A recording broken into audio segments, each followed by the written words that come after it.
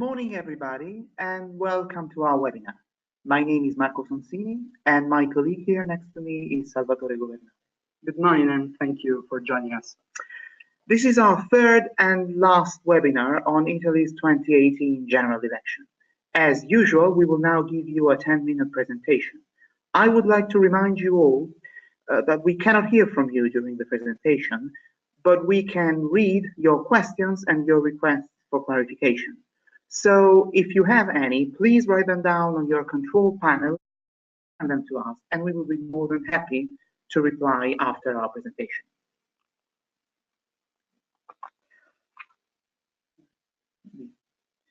For those of you who couldn't attend our first two webinars, let me first very briefly introduce Telos. We are an independent professional consultancy based in Rome, Italy. Our original areas of expertise are lobbying and public affairs. Political analysis accounts for an increasing part of our job, though, driven by an increasing demand for insight on how political dynamics impact on key macroeconomic policy choices. Well, first of all, we will have a look at the outcome of the popular vote. At a first glance, the national vote broke down as expected. The center-right altogether was the most voted coalition with approximately 37% of the popular vote, which is in line with the outcome predicted by polls, while the Five Star Movement was the single most voted party, which was no surprise as well. The devil is in the details, though, and this election made no exception.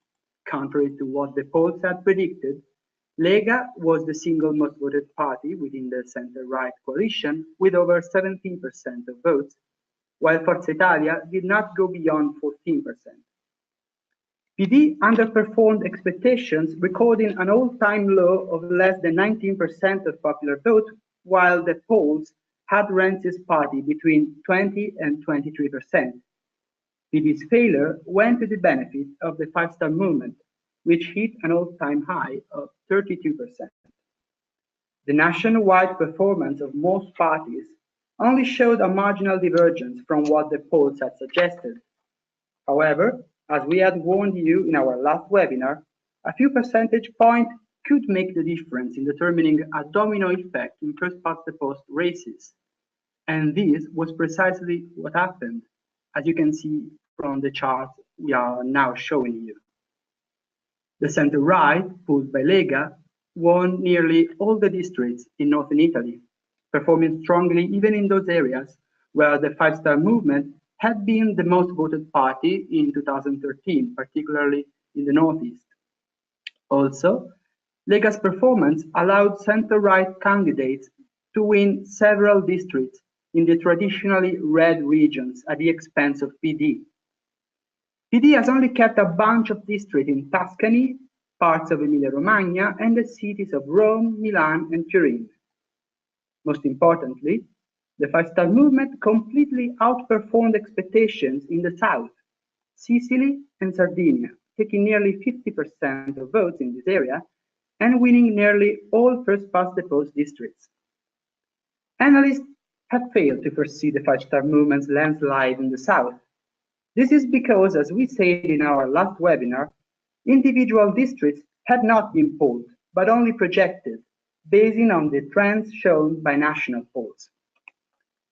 In the end, the center-right only won half of the first-past-the-post districts in the Senate, and slightly less than half in the lower house. As we have seen, this was not enough to secure a majority. Marco, we can now give a look at how the next parliament will look like. Sure. As you can see from the charts, the center-right coalition falls 53 seats short of a majority in the lower house and 23 seats short of a majority in the Senate. The same goes for the Five Star Movement, which will fall 91 seats short of a majority in the lower house and 46 seats short of a majority in the Senate. Here, we have not considered the 12 MPs and the 6 senators elected abroad, but they will not change the substance, which is that from a purely arithmetical point of view, the control of the parliament can only be achieved through a compromise agreement between parties that have not run together on the 4th of March. Leaving pure arithmetic aside, we would also emphasize that the election turned out as a historic political defeat for both center-left PD, the Democratic Party, and center-right Forza Italia, the two main parties that have supported large coalition cabinets with a fiscal austerity and structural economic reform agenda since Mario Monti came to power in 2011. Voters spoke out loud and clear that they do not want Renzi and Berlusconi to form another large coalition and rule the country together after the vote. Beyond the new parliamentary arithmetic, this is the political message that both the parties themselves and President Mattarella will need to consider when they assess possible coalitions. Salvatore, with all this in mind, we can now focus on how the political process will unfold in the next weeks and where it is likely to lead. Of course, the election of the president houses, starting on the 23rd of March, will provide us with a first chance to see to what extent the parties are ready to reach a compromise agreement. In the lower house, an absolute majority is needed to elect the president starting from the fourth ballot, where a majority of two-thirds is needed in the first three. In the Senate, a runoff vote between the two most voted senators is held after the third inconclusive ballot. In both the cases, an agreement between two of the three main blocs, the center-right, Five-Star Movement, and center-left, will be needed. Luigi Di Maio, the Five-Star Movement's leader, has already made it clear that he is available for talks with PD and the left, Liberi Uguali, to find an agreement on the election of the two presidents. The movement is probably willing to consider voting for a center-left president of the lower house. The behavior shown by the parties on that occasion will give President Mattarella an important indication of their attitude towards a coalition cabinet. Mattarella's informal talks with the parliamentary groups will then start on the 29th of March. Only at that point will the parties give him their feedback on a number of decisive questions, such as: do all center-right parties support Matteo Salvini as Prime Minister? On this, Forza Italia has not taken an explicit stance yet, although Lega has the largest parliamentary groups within the center-right coalition. Also, would a center-right cabinet chaired by Salvini receive enough support from groups or individual MPs from outside the center-right coalition to win a confidence vote? Salvini, as we saw, would need his entire coalition plus more or less 50 MPs and 20 senators from other groups. The Five-Star Movement would never join a coalition with Forza Italia and would never back Salvini as Prime Minister. Also, it is very unlikely that the Democratic Party may support Salvini, particularly in light of his stances on the euro. For the time being, it also seems unlikely that so many MPs and so many senators elected in the center-left may join the center-right coalition unless the Democratic Party splits after such a dramatic defeat. Another question: is the Five-Star Movement available to consider a coalition agreement with other parties, particularly with the Democratic Party? This is a key issue. What Luigi Di Maio has maintained so far is that he will ask other parties, and particularly the Democratic Party and the left, to support his own cabinet from outside, meaning he will ask them to help him win the initial confidence vote in the two houses without having any minister appointed in the cabinet, and then reach compromises agreements on individual pieces of legislation on a case-by-case basis. Should Di Maio instead accept to open negotiations with the Democratic Party on a proper large coalition cabinet, in shared policy agenda and the appointment of PD members as cabinet ministers, this would obviously make Di Maio's offer palatable to the Democratic Party. No elements at this point to say that he is actually ready to offer so much. Last question: is the Democratic Party for Di Maio as a junior partner? Renzi has confirmed that his own answer is no.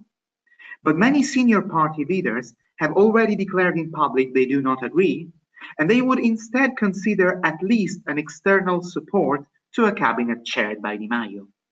So the question is whether or not Renzi is able to impose his views on a reluctant party. Please note that although he has announced his intention to resign from party leader, Renzi wants to remain in charge until a new cabinet is in place. So his intention is to still be PD's leader when Mattarella holds his talks with political groups. What is really in question here is Renzi's leadership. Instead, what we already know is that a German-style large coalition between center-left PD and center-right Forza Italia, without Lega, can be ruled out in light of the outcome of the vote. Well, Mattarella will take a decision based on the feedback he receives from all the parties. It is important to recall that he will choose someone who he expects to be able to win a confidence vote in both the houses. This means that neither the leader of the largest party, Di Maio, or the leader of the largest coalition, Salvini, is automatically entitled to take office as prime minister. This is basically a discretional choice of the president based on the availabilities expressed by party leaders. It is likely that this process takes more than a couple of weeks.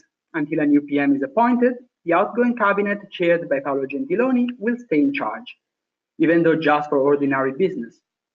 This includes, for example, the multi-annual financial framework that the government will introduce in Parliament within the 10th of April, and therefore will be produced by the outgoing Minister of Finance, Piercarlo Padoan.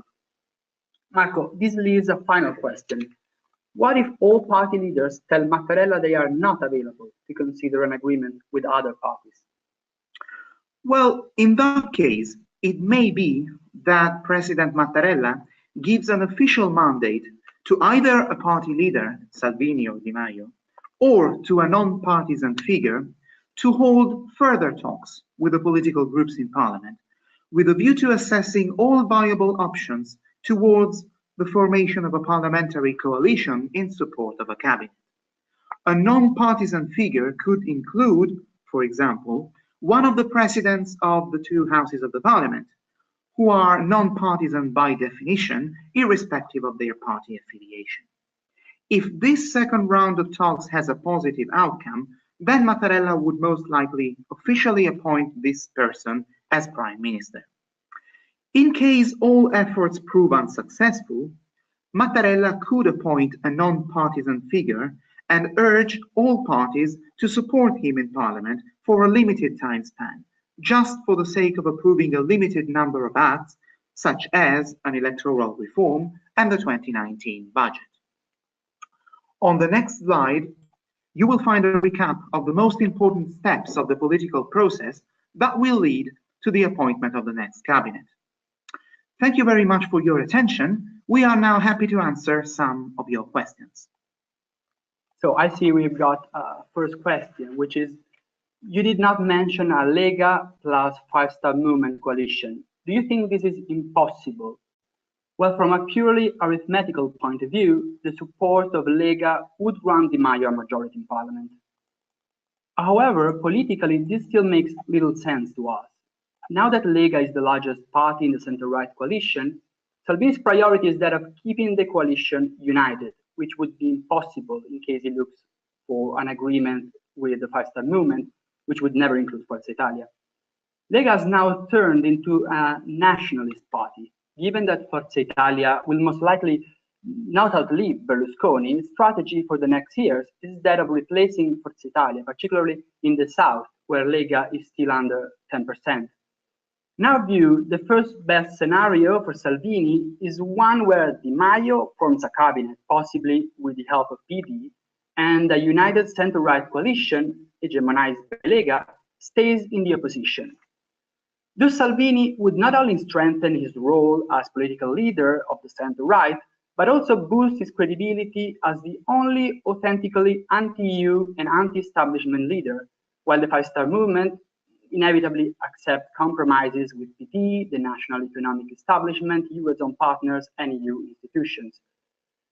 The only scenario where, in our view, it makes sense for Salvini to enter a majority is one where he's appointed as Prime Minister and somehow finds the additional 50 MPs and 20 senators he needs to win a confidence vote, which is not impossible, but very challenging.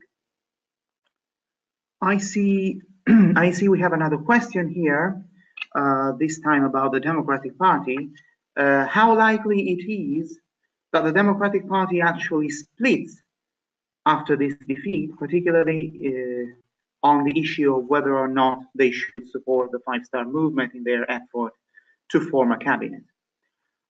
This is a very hard question to answer at this point. It's probably too early to predict. What is sure, in our view, is that the Democratic Party is undergoing a severe internal infight after such a historic defeat.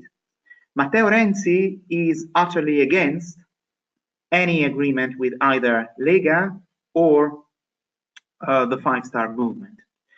As we mentioned, Matteo Renzi announced his intention to resign from party leader, but at the same time, he was very clear that he wants to remain in charge until a new cabinet is formed. So the message he sent to his own party is that he wants to lead the party during all the political process that will lead to the appointment of the next prime minister. But as soon as he gave that statement on Monday, an impressive number of senior party members declared that they did not agree, and they urged Renzi to resign, to leave office immediately. So this clearly means that there is no general agreement on the strategies that PD should pursue during this political process.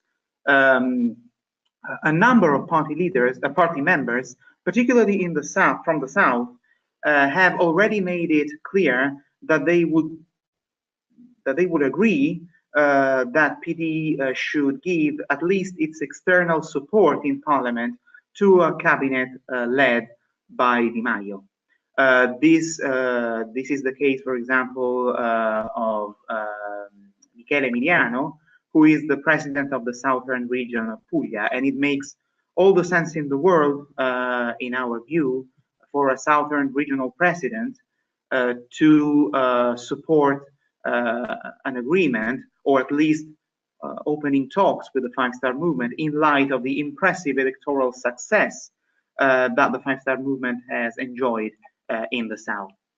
Still, other very influential party members, particularly those who have backed Renzi over the last years, have not made their plans clear yet. And this goes, for example, for outgoing Minister Franceschini, whose support has been key for Renzi to keep hold of the party over the last year. He basically took the same stance as Renzi did by ruling out any agreement with the Five-Star Movement. At the same time, he was very critical of how Renzi has reacted to this electoral defeat, and he appears to think that Renzi should leave office immediately.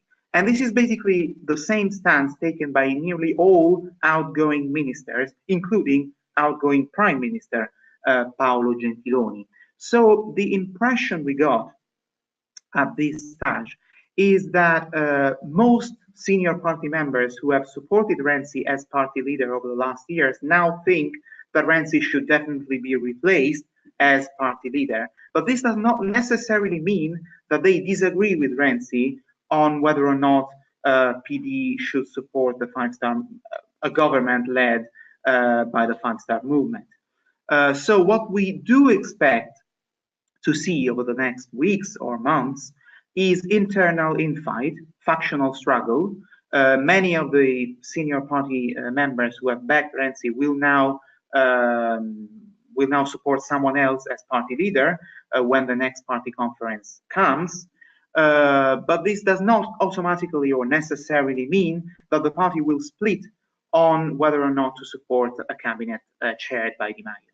The last thing I would like to add on this issue is that we can expect to know a little bit more of what senior PD members think about all this next Monday, when the party's bureau is scheduled to meet to analyze the electoral defeat and to discuss on the strategies to pursue over the next weeks. I think we got another question, which is how likely it is that the Five Star Movement forms a majority coalition with a PD splinter? Well, as we said, this depends on how the debate within PD unfolds in the next weeks. However, this option also appears to be at odds with arithmetic, with parliamentary arithmetic. The Five Star Movement would need the support of some 96 additional MPs and some 40 senators in order for a cabinet chaired by Di Maio to win a confidence vote. This means that nearly all MPs and senators elected with PD would need to vote in favor, not just a splinter. So what Di Maio needs is that PD as a whole takes the decision to grant external support to a Five Star Movement cabinet with only a limited number of dissenting MPs and senators voting against the indication of their party. So a party split would probably not help Di Maio that much. Please also note that this time a significant fraction of the PD groups in both houses will be made up of politicians who are loyal to Renzi. So Renzi's stance will matter even if Renzi is no longer the party leader. So this option cannot be ruled out, of course, but it is not an easy one, and it's probably being portrayed by part of the press. I see we have other questions. One question is, could, in our view, give the mandate without clear guarantees on EU and NATO loyalty? Well, I assume that this question refers to the possible appointment of either Di Maio and or Salvini, who are the leaders of two parties that have been broadly perceived as anti-establishment. Very honestly, I don't think that NATO loyalty is an issue. I don't think it's definitely not an issue for Salvini, and I think it's definitely not an issue for Di Maio as well. As regards EU loyalty, things are probably a bit more complicated, but still, my view personally is that the Five Star Movement is not an anti-EU party, and it's not even an anti-Euro party. They have played the part of Eurosceptic for some time, but all over this electoral campaign, they have put much effort to reassure the economic establishment in Italy, but also, and above all, the economic and financial establishment abroad, that Italy's loyalty to the European Union, and also more specifically to the Economic and Monetary Union, would not be in question in case they won the election and formed a new cabinet. So I personally don't think that the appointment of Luigi Di Maio as Prime Minister, chairing a Five Star Movement cabinet, would put Italy's loyalty to the EU or NATO into question. And also, I would underline that in any case, the actual survival of such a cabinet would depend, in any case, on the support, on the external support, at least, of parties like the Democratic Party, are 100% pro-EU, pro-Euro, pro-NATO, and so on. Salvini, in my view, is the only authentically Eurosceptic and anti-Euro leader, and he has been rather clear on this. He thinks that the monetary union is an utter failure, and its destiny is to dissolve sooner or later. But he also has been very clear on the fact that Italy is not in the position to trigger the dissolution of the Eurozone. He has been very clear on the fact that the only scenario under which a dissolution of the Eurozone a cooperative dissolution of the Eurozone would be feasible was a scenario where Madame Marine Le Pen had won the presidential election in France last year. Since she did not, a cooperative dissolution of the Eurozone is not a viable scenario for Salvini as well. So a cabinet led by Salvini could be expected its best to make sure that the negotiating power of Italy in Europe is stronger than it has been over the last year. But I think we should also expect Salvini and also his entourage to be aware that Italy is to trigger a dissolution of the Eurozone. Again, he is the only authentically anti-Euro leader, but he's also aware of the state of affairs in the Eurozone and is aware of the balance of powers. I think we have another, yes, we have another question here. Do you think that the results, the electoral results, are an outlook to the elections for the European Parliament in 2019? Well, first of all, I would like to stress that the European elections, at least here in Italy, are held under a purely proportional system. So we will not have coalitions. We will only have individual political parties asking for the support of Italian voters. I think that whether or not the Five-Star Movement will confirm its astonishing success, particularly in the South, will crucially depend on what happens during the course of this year. It will depend on whether or not the Five-Star Movement take the responsibility to form a cabinet and to chair a cabinet, and it will depend on what this cabinet will deliver. So I think it's really too early now to say what will happen in 2019. What is sure, at least in our view, is that it cannot absolutely be taken for granted that the Five-Star Movement will repeat such an astonishing electoral success in the South. They took from 40 and 50% of votes in all the regions in the South. This cannot be expected to be replicated next year. We will wait and see, but this will crucially depend on whether or not they take the responsibility of chairing a cabinet and what they actually deliver. What, in my view, the proposal for subsidized income for all low-income citizens was key to their success in the South because of the severe economic crisis, because of the skyrocketing unemployment rate. But of course, should they prove that they are not able to deliver that, then of course we could not expect them to take 40 to 50% once again in the South. I think that's it. I think that's it. If there is no other question from your side, then I would like to thank you all very much for attending our 3 webinars on Italy's 2018 general election. We really hope that our analysis and our insights were useful to you. Should you wish to have more of this, or should you wish to ask more questions, please do not hesitate to contact us. Thank you very much. Arrivederci. Arrivederci.